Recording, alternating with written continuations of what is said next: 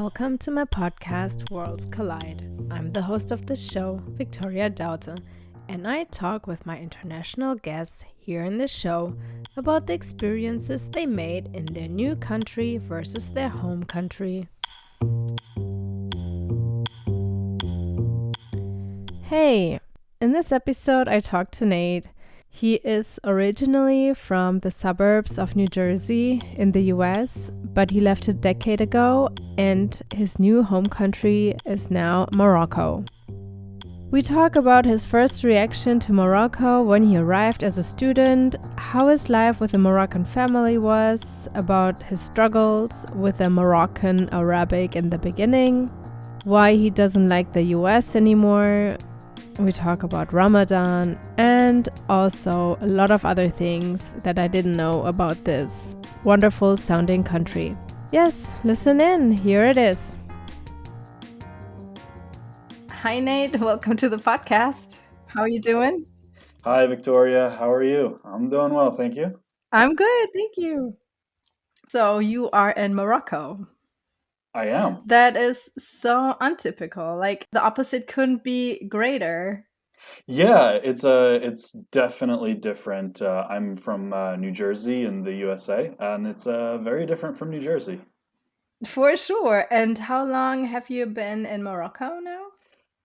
So I first came to Morocco in 2009 as a study abroad student, Okay. and I moved here full time in, I guess, 2012. And I took 2 years off to live in China, and then came back to Morocco. And so total, I've been here for around 10 years. Wow, that's a long time. What was your first reaction when you first came to Morocco? My first reaction, well, actually, my very first reaction, we landed in Casablanca. It was a study abroad program. It was my first time outside of North America. Uh-huh. How old were you then? 19, maybe. Okay, pretty University young. student. Yeah, it was pretty wild for me. And I got off the plane, and we piled into the taxis to go from the airport to Rabat. And at the time, they had these old Mercedes sedan four-door cars, taxis. They've since upgraded to like these minivan kind of Okay. things, so they're much more comfortable. But they used to put 4 people in the back seat and 2 in the front. Oh, wait. That's like Yeah, 2 people too many.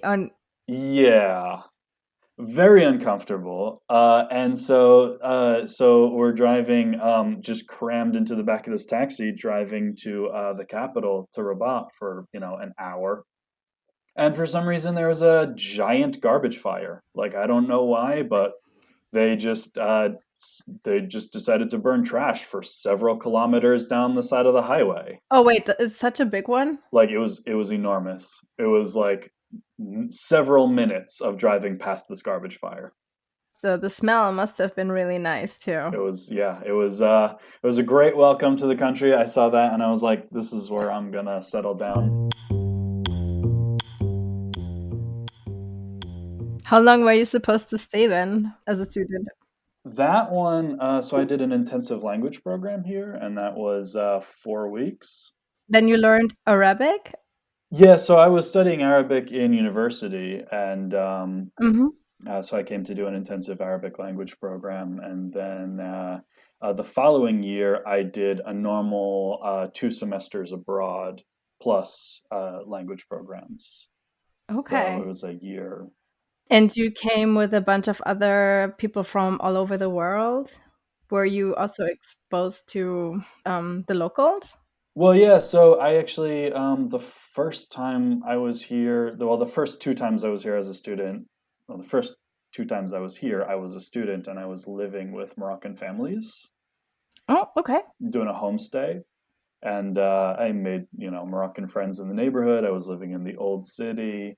And the families that I lived with had, younger sons my age. Yeah. And so, yeah, it was cool. Got to hang out with them. Got to, yeah. And what is like a day in a Moroccan family like? It depends. Depends on the family. I mean, It's pretty typical. Breakfast is a lot of carbohydrates and coffee and or tea. Uh-huh. Have you ever been to Morocco? No, I've never. I mean, No? I only had friends visiting, and I only know like the touristy part, like people want to sell you rugs or lamps. Yeah. And then I heard that there are a lot of stray cats. Yep, that too. Yeah, sure. And I think that's about what I know, really. I mean, I know where it is geographically. Sure. Yeah, it's a beautiful country. Well, I asked because tea, the mint tea, is yeah.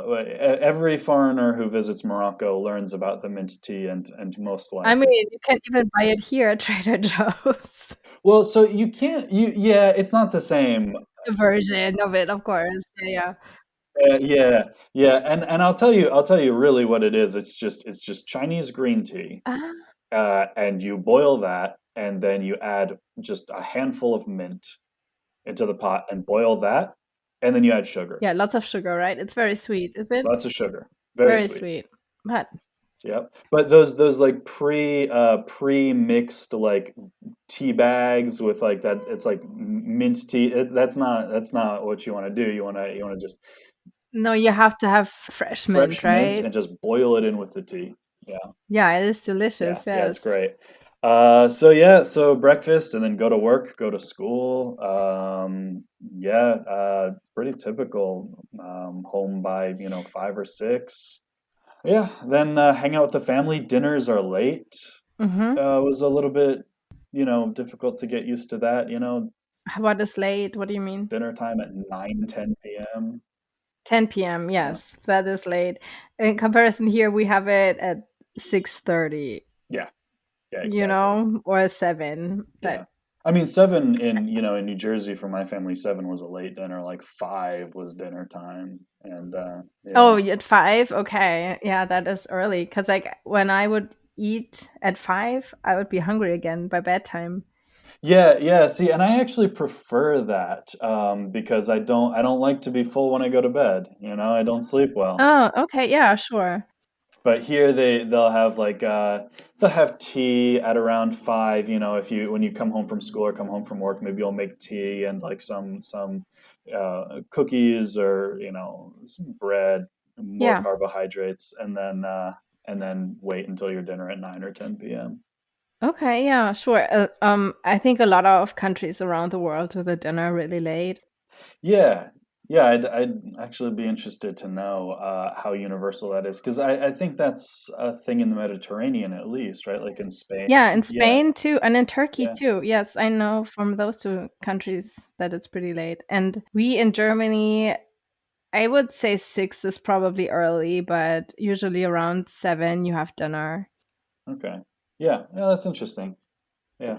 I don't love it. I like to eat earlier, but what can you do? Okay, so you always have to like wait and you're hungry already before it starts. Uh, yeah, yeah, I mean at that time, yeah. Now I do it. Do you live by yourself now? Well, I'm married, so my wife and Hmm. I. My wife is Moroccan, Okay. and she doesn't mind eating a little bit on the earlier side. Hmm. So we'll usually try to have dinner around 7 or 8. So is Morocco in the bigger cities pretty modern, or is it very conservative? So yeah, there's a couple of ways to answer that question. So as far as modern goes, so it depends. So are we talking in terms of development, in terms of like social norms, for I example? mean, like more, it's a Muslim country, so I was Yeah. wondering if it's very based on that.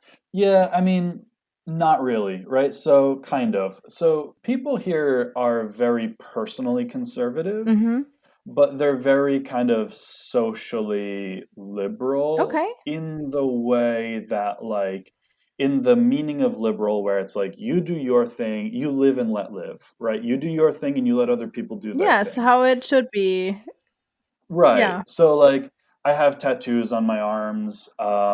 Nobody's ever said something to me about tattoos except one time when I was on the street and like a 90-year-old, I mean, she probably wasn't 90, but an 80-year-old, probably at least, Amazigh woman, the Berber woman, came up to me and, pointed at my tattoos and gave me a thumbs up and rolled up her sleeves and showed me her tattoos. Oh, I did not expect that. I thought like you're gonna get stupid comment.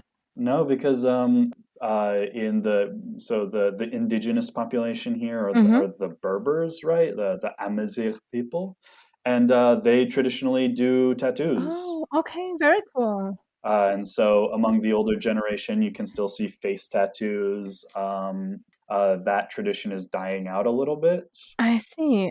Yeah, I did not know that either. Very cool.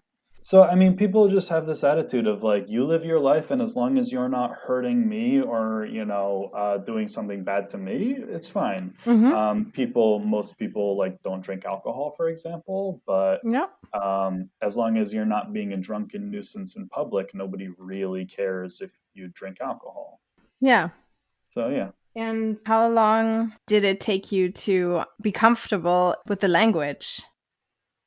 So the first time I came to Morocco, I was studying classical Arabic. Standard Arabic is really what it's called, modern standard Arabic, and that's the standardized version used across North Africa and the Middle East. But it's not anybody's native language. Mm-hmm. People speak dialects as native languages, and depending on where you are, it can be a completely different dialect.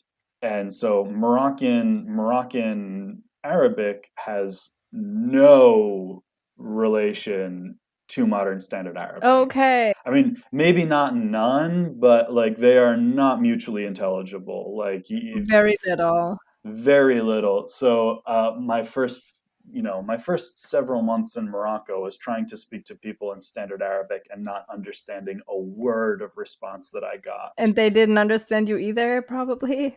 If they had education, they did, Uh-huh. but not all of them did have education. And so, if I get into a taxi, like there's no guarantee that the taxi driver is even really going to know what I'm saying. But even if they did understand me, I just sounded silly. It's like And what did you do then? I learned the Moroccan dialect, Okay. because there's just no, that's just what you have to do.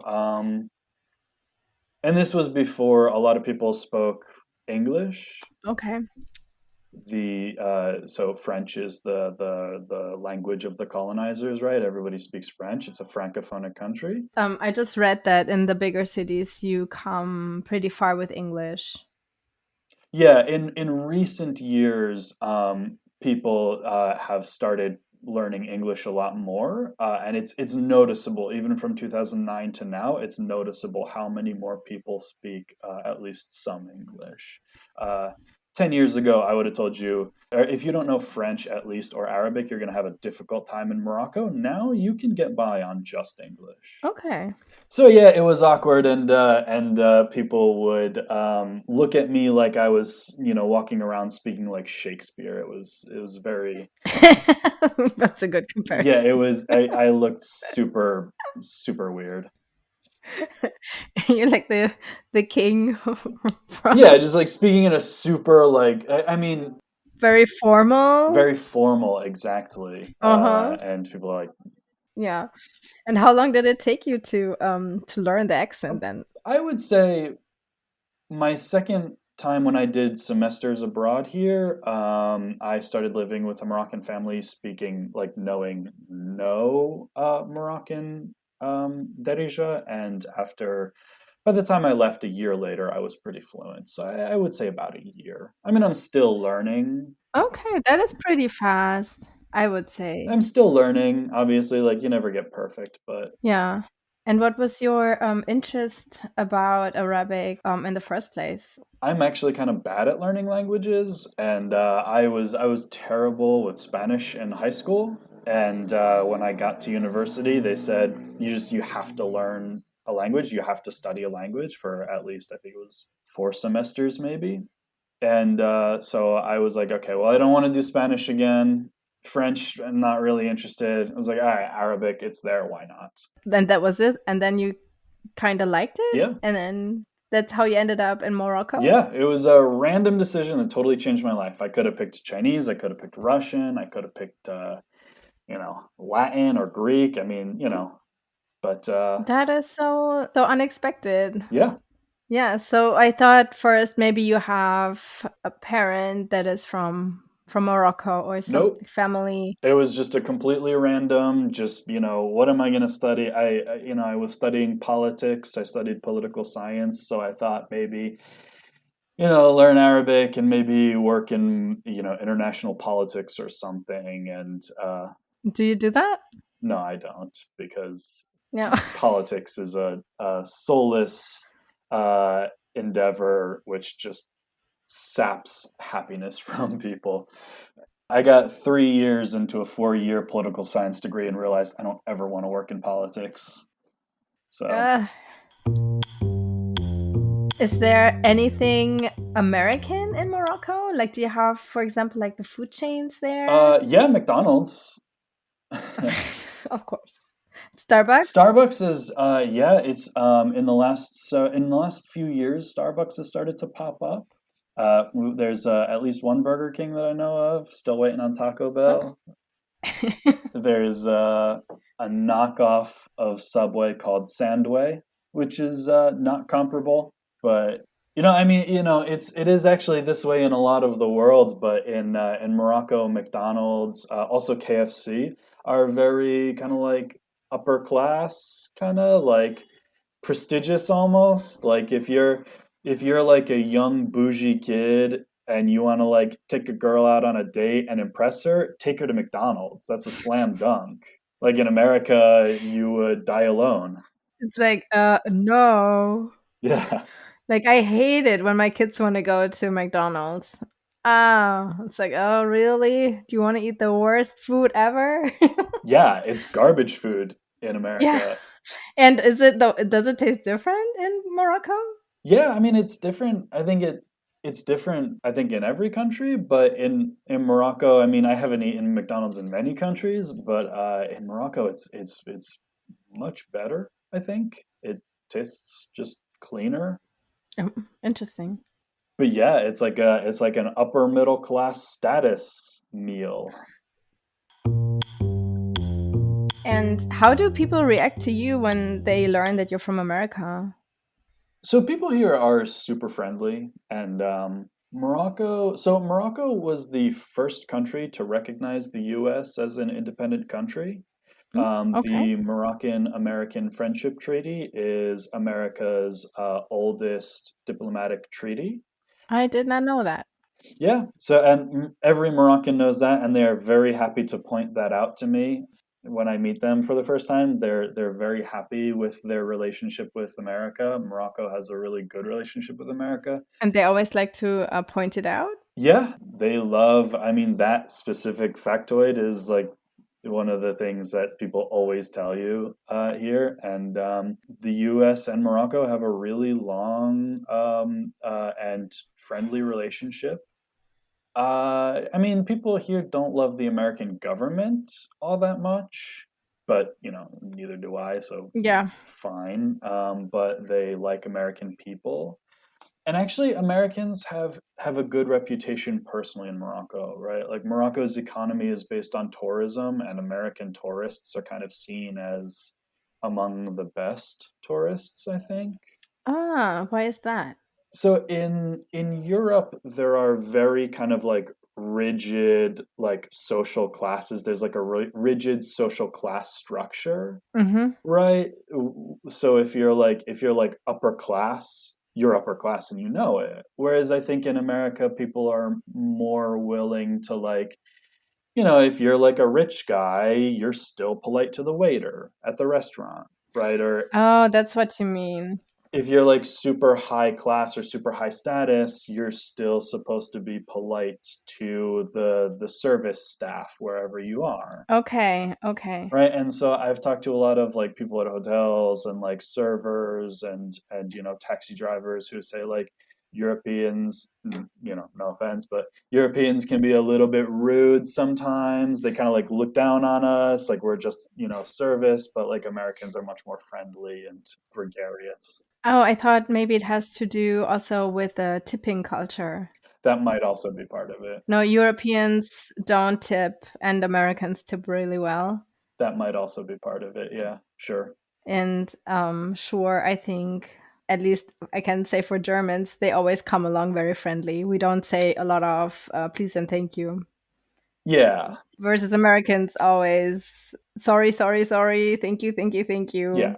Like all the time. Yeah. Exactly. Like it's like to the point where it gets uncomfortable. Like when my dad visits Morocco, he'll just be like, the waiter at the cafe speaks a little English, and he's just like chatting him up. And it's like, Dad, he has a job to do. Let this guy do his job. Like, he's from here. Yeah.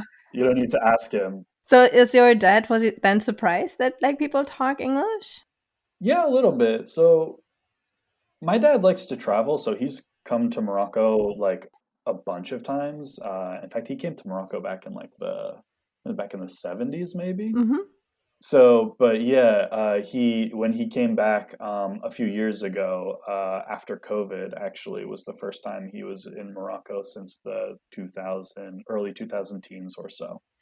Right, and he was surprised at how much people are speaking English, how much this country has developed just in the last, 5 or 10 years. Okay. We rode on the train from Tangier to Casablanca, the new high-speed train, and it's nicer than any train in America. It's Yeah. 350 kilometers an hour. It's beautiful. It's quiet, and he was surprised to see that. I mean, I wish there would be trains here or any public transportation. How is it there? Do you have public transportation? So the tram, there's a tram in Rabat and Casablanca, which is, it's all right, it's nice, it's fine. I mean, public transportation isn't great. We just got new buses, which are very nice and comfortable, but the rail network is pretty good and getting better. I mean, this high-speed train is great. And I was gonna say, you coming from Europe, right? Like, Europe does high-speed trains, and Yeah. I wonder if you noticed the difference in America, like just the lack of high-speed rail. The lack of rail in general. Yeah. I mean, there are freight trains. Just to get like from one city to the other, it is inconvenient and too expensive, and the schedule doesn't. I don't know. I think there needs a lot to be done for it to be more attractive that people want to use it. Yeah, absolutely. Especially in some places in the U.S. Where like I'm thinking of like the Northeast where I'm from. It's like you could have an efficient high-speed rail system that would connect these huge cities, New Yeah. York and Philadelphia and Washington, but also with their smaller, kind of suburban areas, but you don't have them. And so what are your options if you want to get from suburban New Jersey into New York City? It's like pay $40 and ride on New Jersey Transit or drive.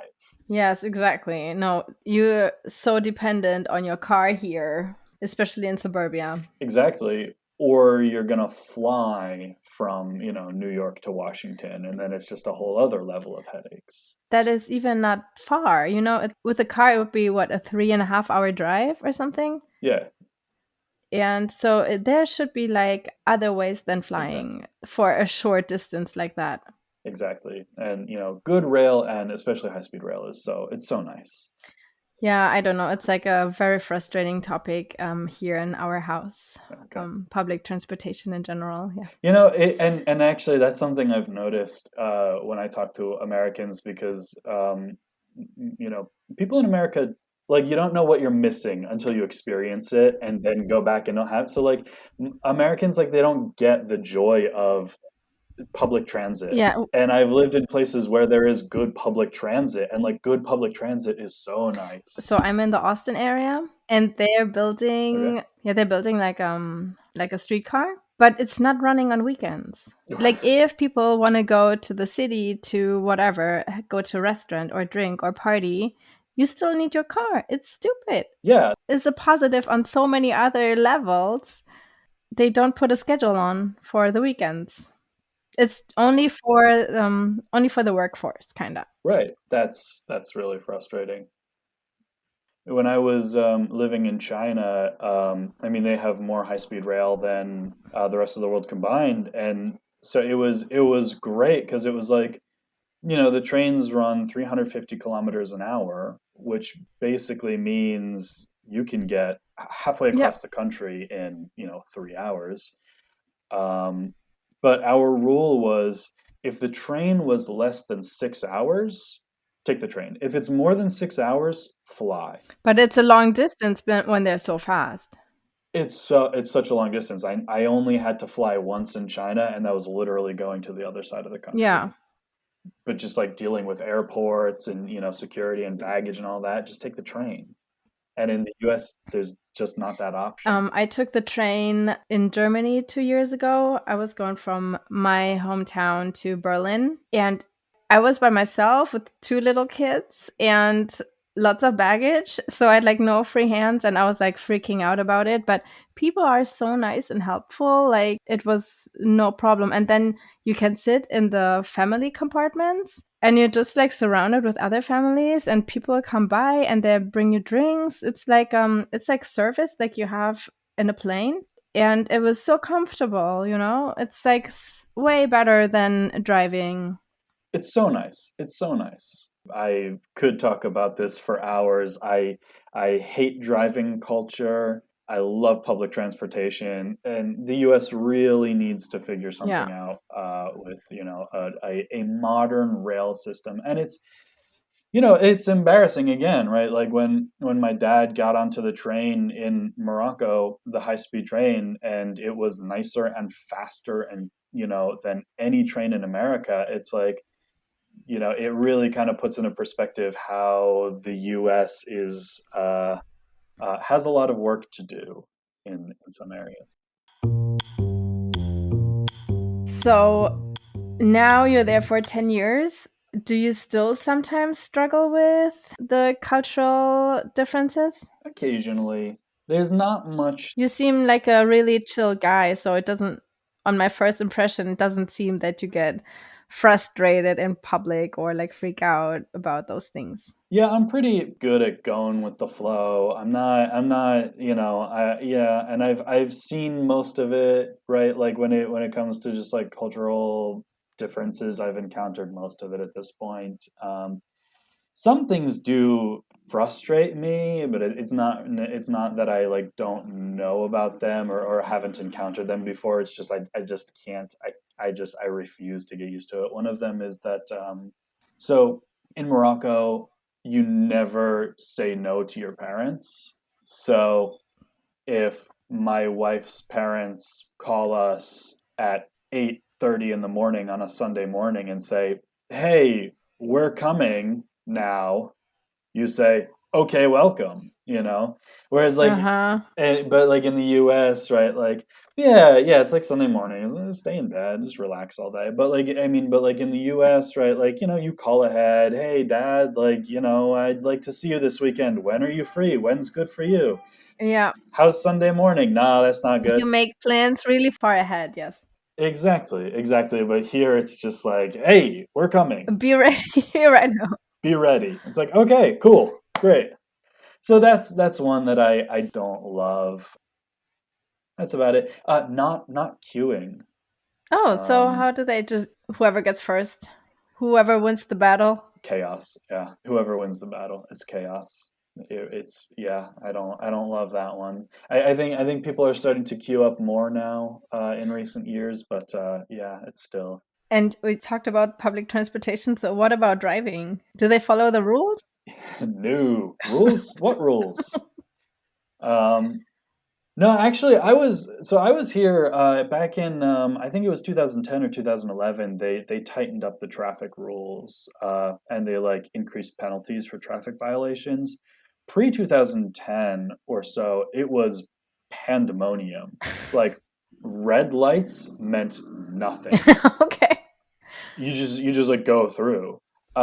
Since then, things have gotten better. I mean, some people still just like, old habits die hard. Sure, yeah. Now, almost 15 years on, people are kind of, much more ordered when driving. How did they make a change? They increased penalties, and they Oh, okay, sure. With money, yeah, yes. because they Uh-huh. had the infrastructure, they had the signals, the lights, the signs, and everything, but you just didn't pay attention to them. And then they just said like, "Hey, this is unsustainable. The penalty is now higher, and we will pull you over and write you a ticket." And they did it, and people, they enforced compliance. Okay. So And how often do you visit home?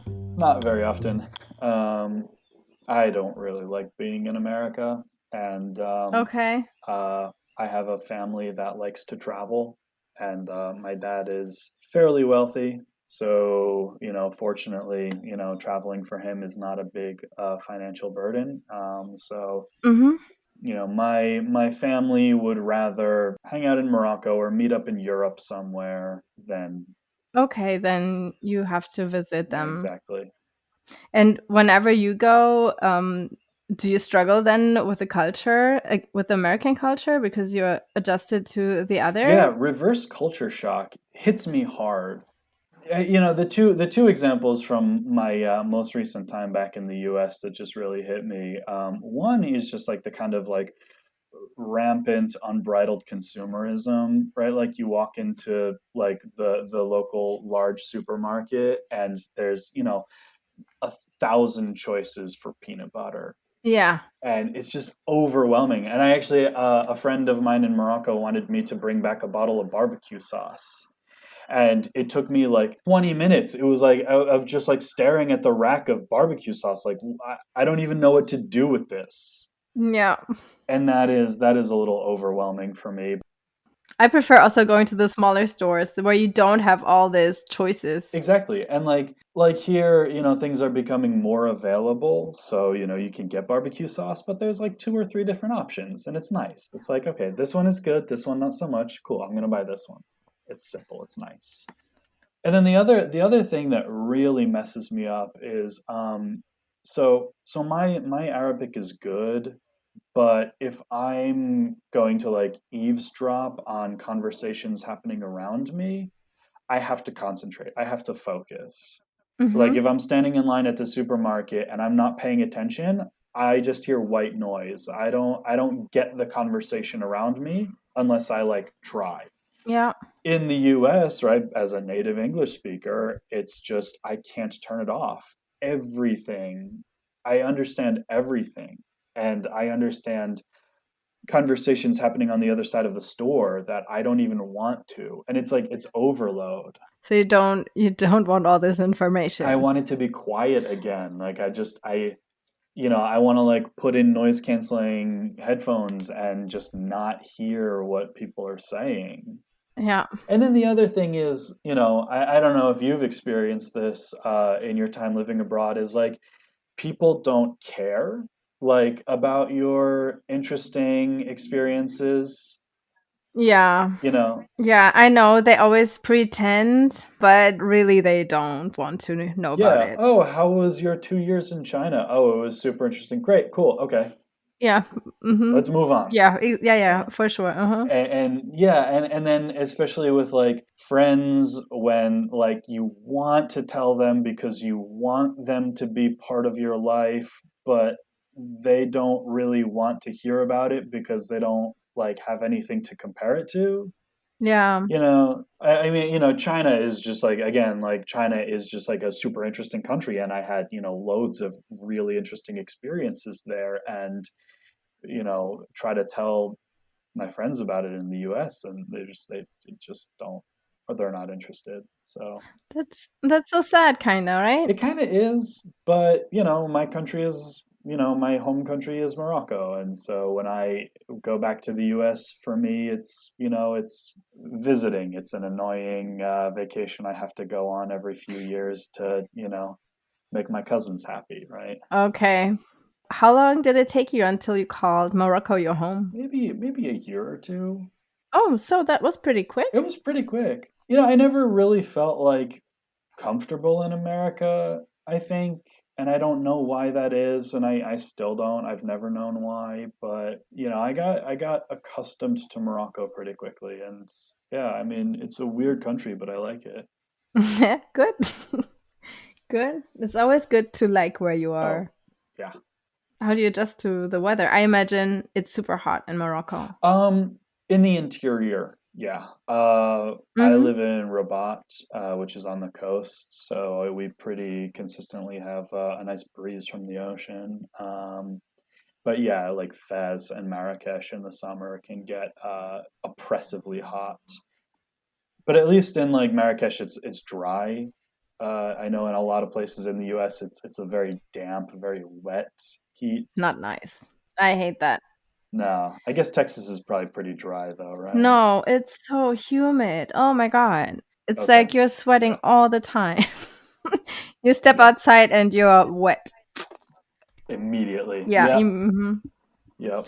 It's getting flashbacks to summers in New Yeah, Jersey. Houston is worse than Austin, but to me, this is already like not Yeah. likable.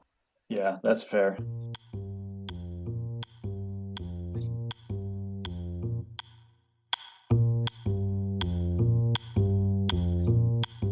So, what do you really miss? Not much. Friends and family, but other than that, not much.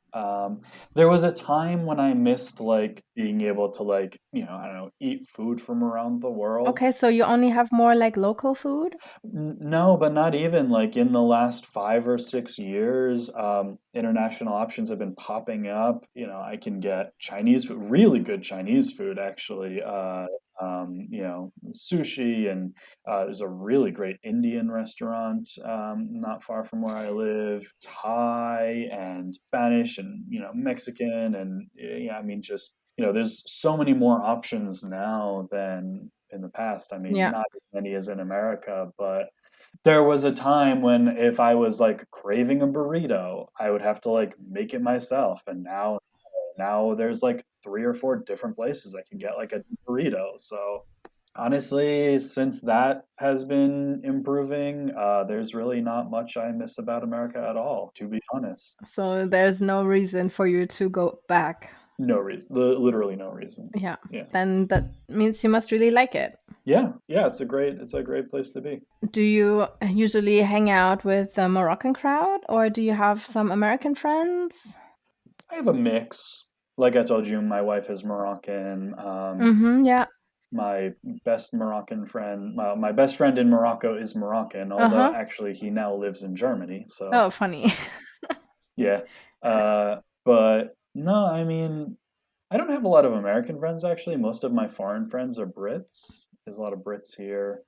And that's one of the things I love about living abroad is just having friends from around the world. That's true.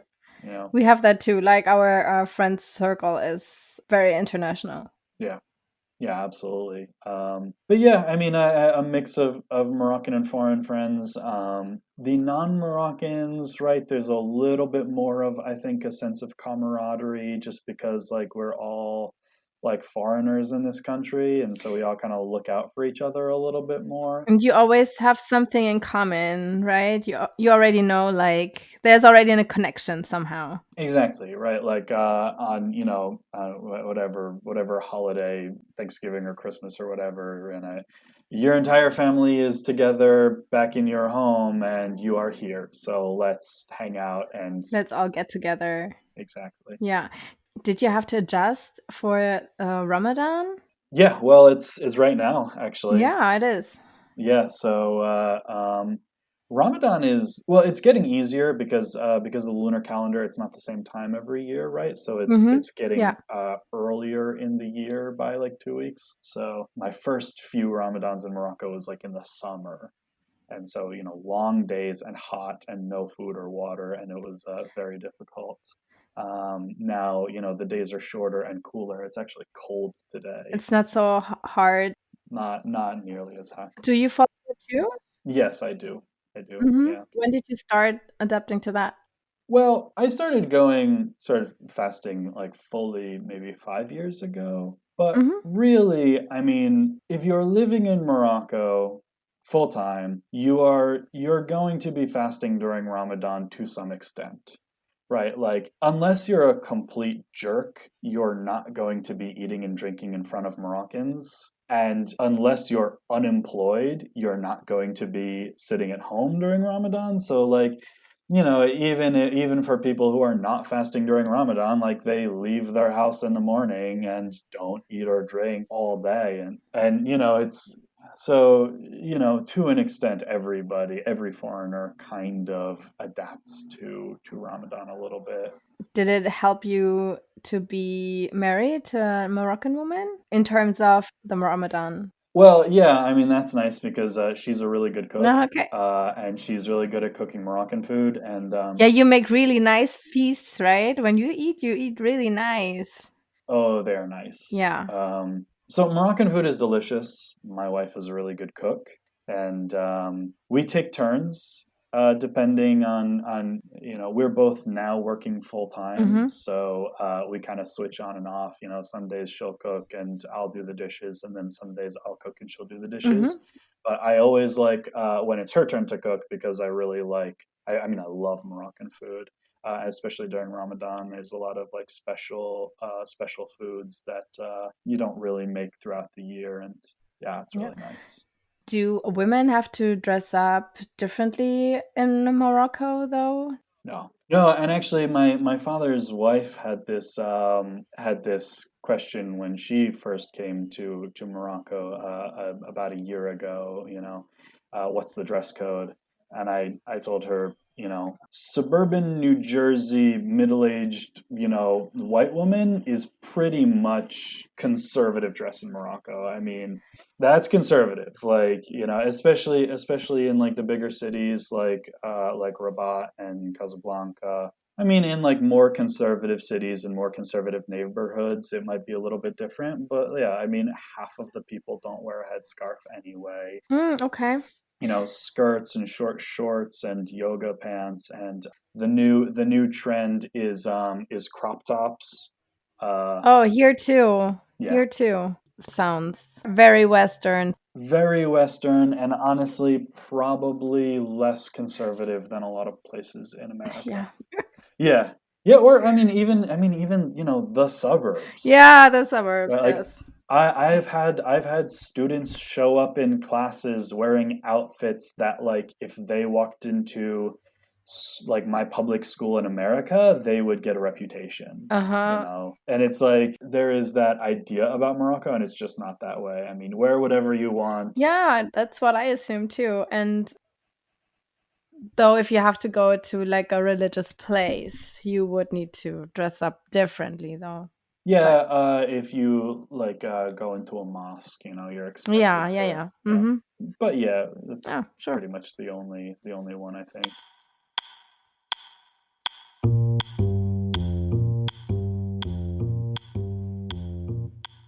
Let me give you one anecdote. A few years ago, during the Trump administration, so it was pre-COVID, maybe 2017 or 18, and I'm in the port in Tangier, about to take a boat over to Spain for a few days, and I'm exchanging money in the port, and there's two police officers there listening to the radio. I had my passport out because you need to show your passport to exchange money, right?